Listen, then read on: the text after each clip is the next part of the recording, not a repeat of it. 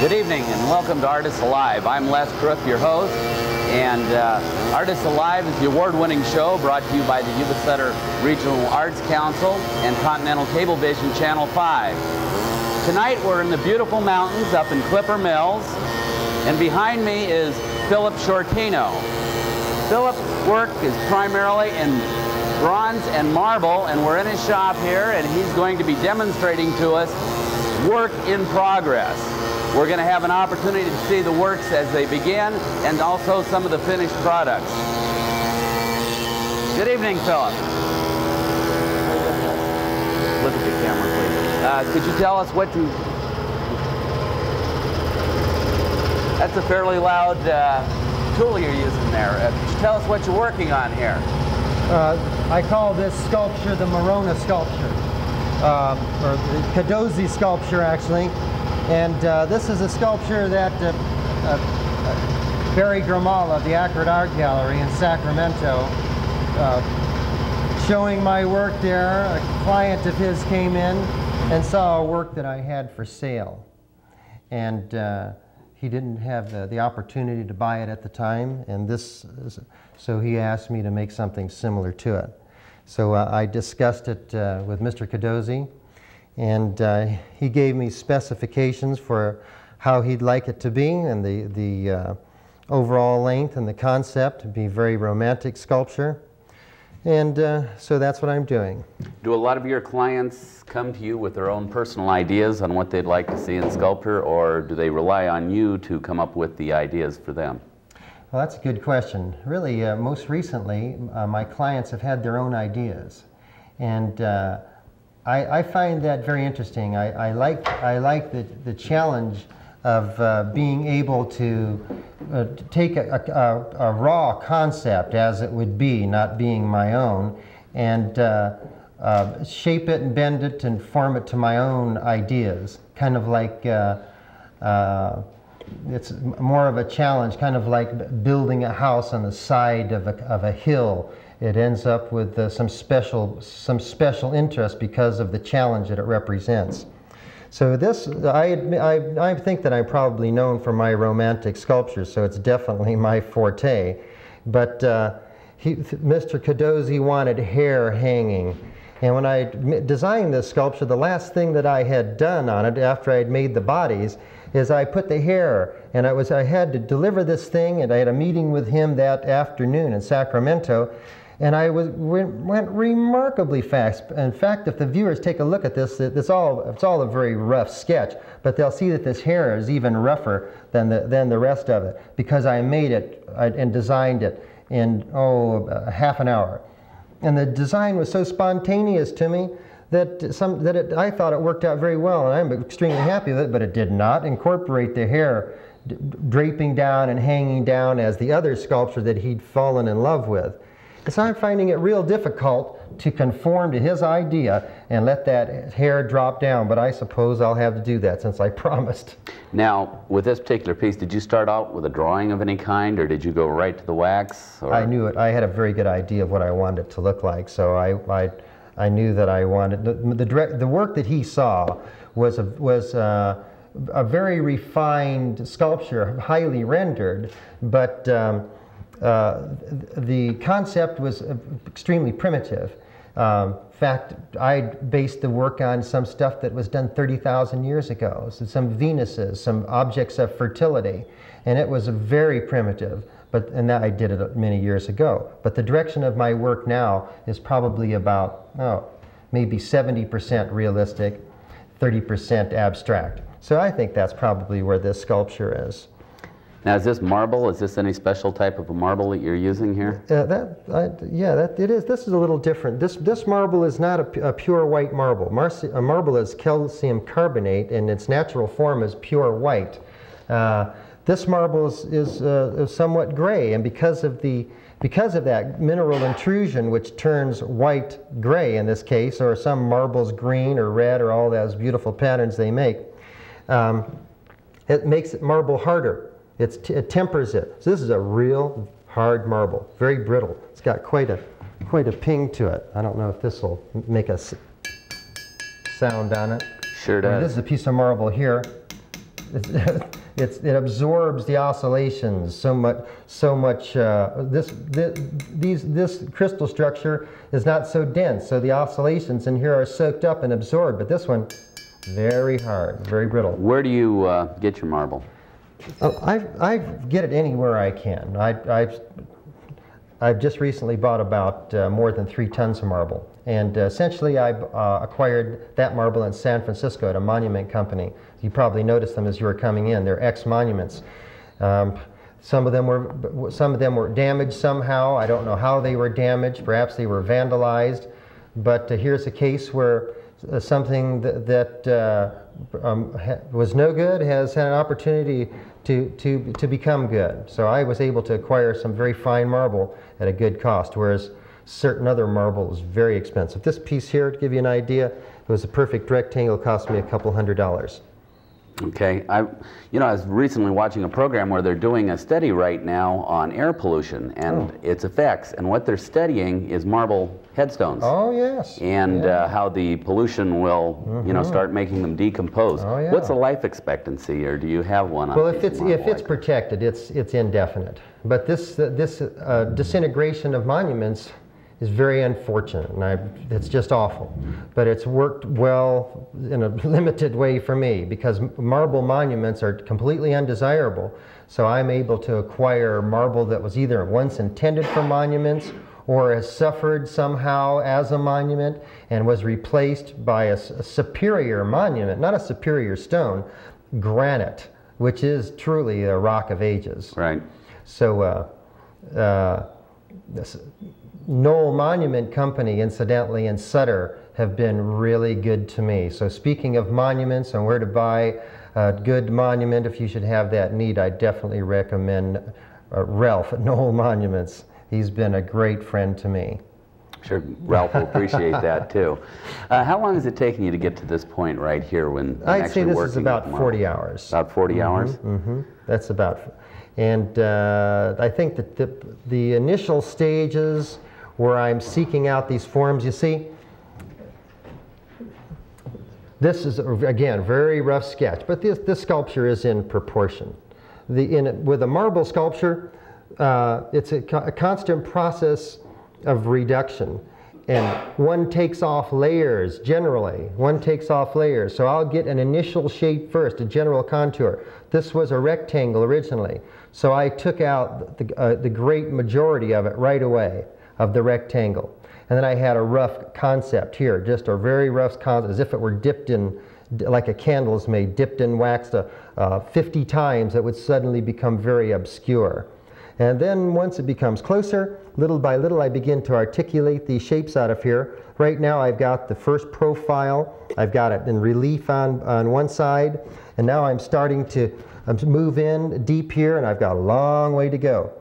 I'll have to take off this back part of her, and I'll be moving in. So really, this will not exist any longer. It's almost a practice stage. She is really well in here. He is considerably further in here. But the sooner I capture that image, the sooner I'm able to bring it into the proper focus. Okay, moving over here. I see you got a huge piece of marble here. This piece weighs 600 pounds. 600 pounds? It's not one of those goodbye pieces of marble that I've been able to acquire at the monument company that I was mentioning earlier. I spent a lot of money for this marble. It's a prime piece, and it was brought to this country in recent times, so it's not been around in the United States for a long time. It's the very finest marble in the world. The Italians call it Bianco P, absolutely pure white. And this is the sculpture that I'm going to be making. I call it involved. In the case where I'm commissioned to make a sculpture, I call the sculpture after the name of the people who commissioned me. In this case over here that we just discussed, it's the Guidozzi sculpture. Since this is something from my own imagination, something that I'm doing, then I give it my own personal name, as I say, involved. And if it's not readily apparent, male torso, I hope with good anatomy. And female torso, also with realistic anatomy. I think that these are anatomically correct. And this represents really the direction that I'm going with my sculpture right now, with crisp realism and some abstract shapes and forms, top and bottom.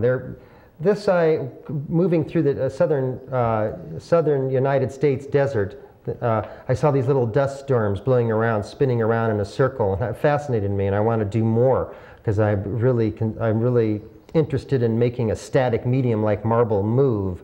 So that's why these little whipping shapes. So they're kind of like in a vortex or a little tornado. I guess what I had in mind is, I guess the human drama, male and female, back to back, and perhaps they were together somewhere, and suddenly some tumultuous event swept them up and started twisting them almost to an impossible degree. And the cloth, maybe it's a blanket or that they might have been laying on, has snapped them at the bottom and conveniently snapped them at the top, covering up the anatomy that I didn't want to show. Now, where will these be on display? Well, this is the sculpture that I'll be making at the California State Fair. Will you be working on it at the fair itself? They want me working and working hard, so I'll be spending at least 45 minutes out of every hour rendering this block. And before I get it there, I'll have it not quite to the stage of the previous sculpture that we looked at, but highly developed, because a marble sculpture takes a long time. I'll be at the State Fair at least 9 days, perhaps longer, and I won't be able to make some dramatic progress at that time. So I want to have it be readily apparent when I get there, so the viewers will be able to be able to understand it a little bit more. I'll also be offering this at that time in bronze at the State Fair. So this, as you see here, will be in bronze, patinaed, probably patinaed brown. Patina is a chemical process that they put onto bronze, and it's very artistic, very beautiful. Sometimes the bronzes are polished. I do that too. But these will be offered at the State Fair, and I hope to sell a lot of them there. So anybody that would actually, any of our viewers that like to join you at the State Fair, they could actually watch you create on this particular piece right here. Oh, I can't wait to have somebody come up and say, I saw you on in Yuba City Television. On Channel 5. Yes, I'll be delighted. I'll pay them a special greeting. All right. And what's this next piece we have over here? This is something that I started a long time ago, and I made a sculpture for a gentleman, and he asked me to design a concept for him. This is I like to think of myself as an artist who works in 360 degrees in art. All I care about is beauty, shape and form and harmony. I'm happy to be at the vanguard of art. I hope I'm not flattering myself, but making very abstract shapes. And I'm just as interested and just as content to sit down and make a cowboy or a miner in the most classical and traditional way. I've been criticized for that, but that's me, and I enjoy it. I make a complete commitment to any concept I'm doing. This is what I call a fleeting male form. And if is this the camera that we're looking at now? Mm-hmm. Well, then this is a male shape, and he's got some powerful legs here. It's like a logo to help people who aren't terribly steeped in art. Everybody understands what a logo of a company is. So this is kind of like a logo, and it's kind of like a male form just moving.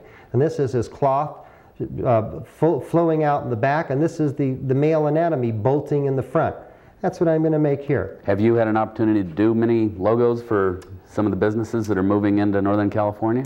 I haven't made any logo. Well, as a matter of fact, now that you mentioned, I did make the logo for the Appeal Democrat, the Freedom Torch, and I have had an interest in a person in Chico that they would like me to do something for their very sophisticated classic car collection, and I really have to get to that before that gets too old. Here are some of these concepts that I've made that are all very similar to that one. This is the male form, and here is the corresponding female form. Again, very abstract. She's more full. Her lines are softer. Males are hard and angular, and females are soft and more contoured. So there you see her legs, like this, and the cloth is sweeping back, and she's just moving out also. Let's set this here. Here's a torso that sits like this. It's a female torso, just lays straight down. It's a very simple, clean shape. Really what I was looking for with these designs were interesting and shapely forms that were not very complicated, so that it wouldn't take me too long to make. Here's one that here's where they all came from originally. I made this much larger. Oh, this was about 300 pounds. Again, I call this a twirling feminine form. It's very old. I did this long ago. And here's a torso. And out of all of these, when I quizzed my family with what they liked the best, my two daughters, my two teenage daughters, and my son, they liked this one the best. It's a female torso. It's not very original. You can look through many art books and see shapes that are very reminiscent to this, but it has my own unique style.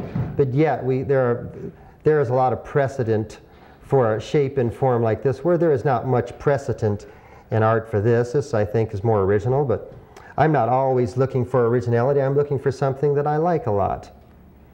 I noticed right behind your box there that you have a piece of bronze that you're currently working on. This piece? Mm-hmm. Well, I'm not really working on it now. I made this a long time ago, very long ago. And I turned it into bronze, and probably somebody will come to my studio. In fact, it nearly happened a couple of times.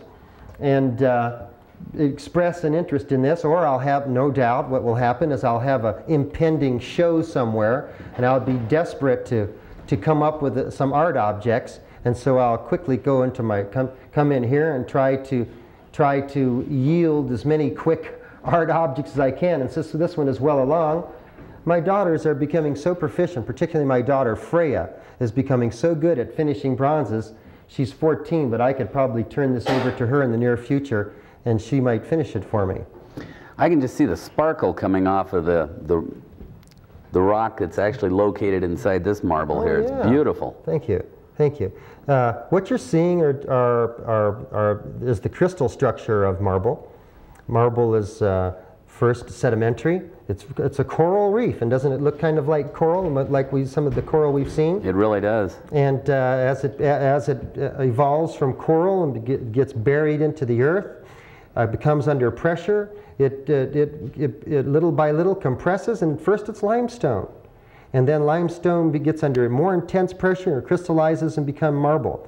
And if it hasn't had any mineral intrusion, it has been left alone. And if also, as it was in the state of coral, if it had been tumbled and beat up enough in the ocean, ebbing and flowing, the crystals will become pulverized like sand does in a creek. And that's what makes itty-bitty tiny crystals opposed from much larger crystals that we might observe in marble, which is not so suitable for sculpture. Little bitty tiny crystals are what's ideal for sculpture.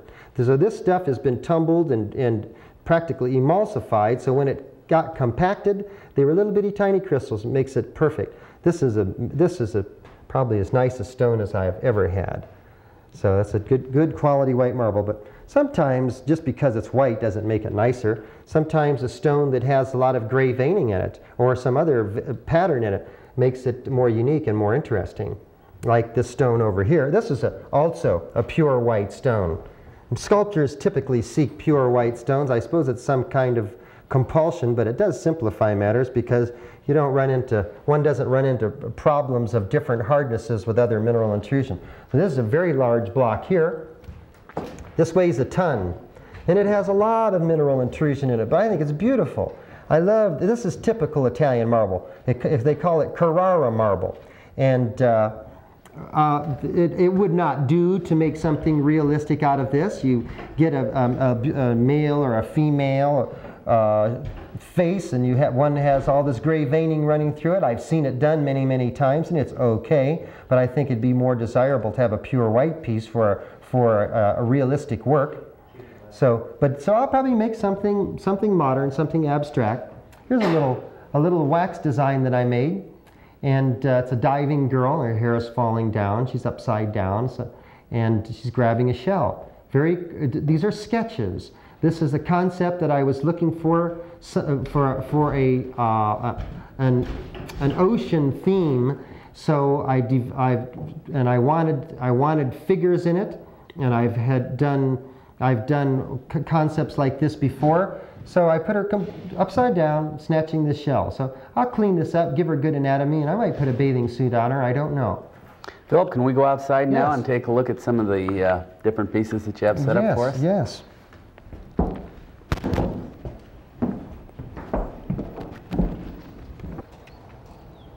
Well, Philip, I understand that this piece that we've got right here in front of us is something that you were commissioned by one of our local Yuba City residents. Oh yes. This is one of the attempts that I made to please Mrs. Morona. She wanted a representation of her very famous and talented husband, probably one of the funniest people in the United States. And when I showed it to her, I think that she liked it very much, but she said, I thought it was going to be a vertical. And I said, well, I'd be happy to make a vertical piano for you, but so I went back to my studio and I made a piano that wrapped around Mr. Morona. Perhaps some of the viewers saw that in the Appeal Democrat not long ago. But I plan to offer this in limited edition, and the concept here was this pianist in the height of a performance, just literally attacking the piano.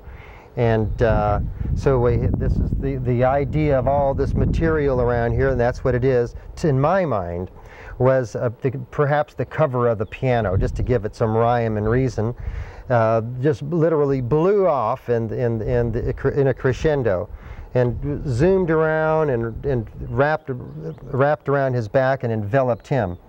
So the authentic Morona sculpture is a vertical, and I don't have a model here to show you, but I'm going to refine the piece that I did for her in wax and have that in bronze also.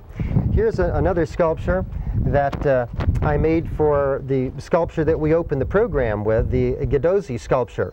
And there's a lot of things I like about this. It certainly had the hair falling down, as Mr. Guidozi so strongly specified. And perhaps he would have liked this as much or more. But as I worked on it, I kind of got into a dead end. Wax is an enormously absorbing process for me, modeling, and I work so intensely I can work 12 hours hardly without a break. And I'll sometimes get blind and I can't see anymore, and I'll just find myself at a flat dead end and can't solve the simplest of problems until I put it away for a good long time.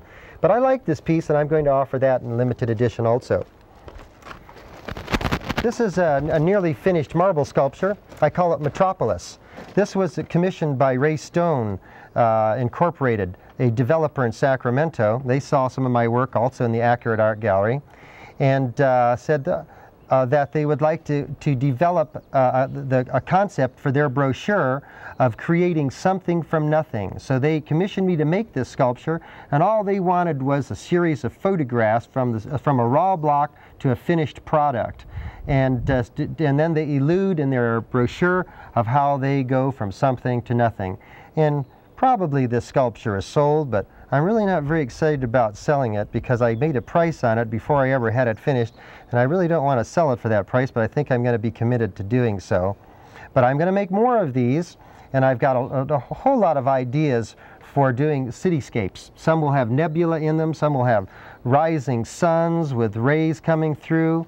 And can you do a city with the buttes in the background? I'd love to. In fact, I want to do some mountainscapes. It sounds like we rehearsed this, but I definitely want to do some mountainscapes, as this is a cityscape, just a pure mountainscape. And I can't wait to do it. In the very near future, I'm going to do that because it's a simple and easy thing to do. I could do one relatively fast, and I think it'd be a lot of fun. Here we have a piece here that a gentleman commissioned me to do, And I like it a lot, and I think it's kind of funny. I don't mind describing how this sculpture came to be, because I have a few people in my life that I idolize, and one of them is Michelangelo, of all people, right? We've all heard of good old Mike. And the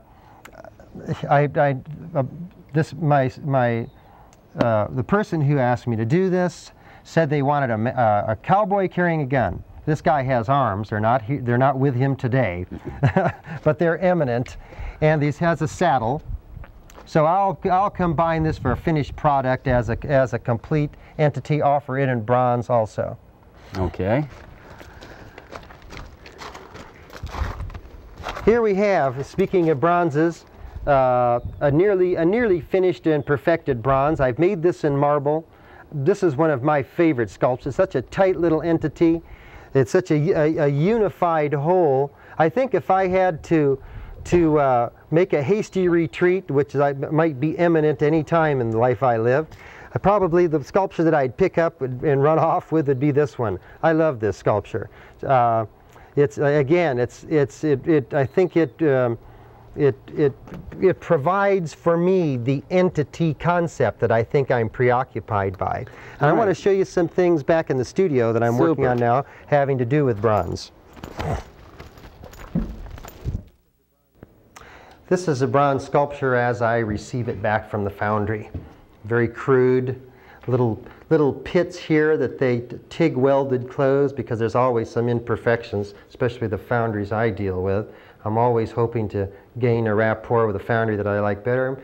Just yesterday I talked to one that I think has a chance. So this is a crude casting as it comes back from the foundry. And this particular sculpture has been cleaned up. It's almost ready to polish. My daughter Cassandra has cleaned this one, incidentally. She's done a great job.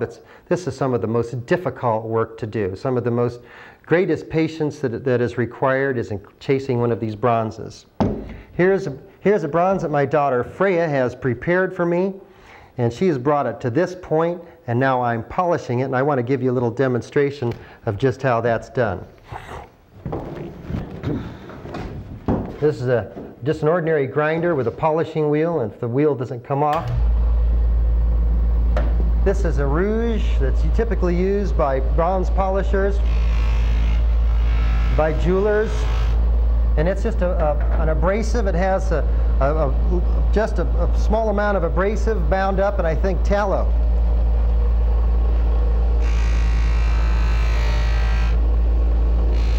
Okay, again, I'm Les Crook, your host for Artists Alive. Thank you for joining us. Thank you, Philip Shortino. If you'd like to see more of Philip's work, we invite you to join Philip at the California State Fair and also at the upcoming Prune Festival. For the Regional Yuba Sutter Arts Council and Continental Vision Cable 5, I'm Les Crook saying good night. See you again next week. Thank you.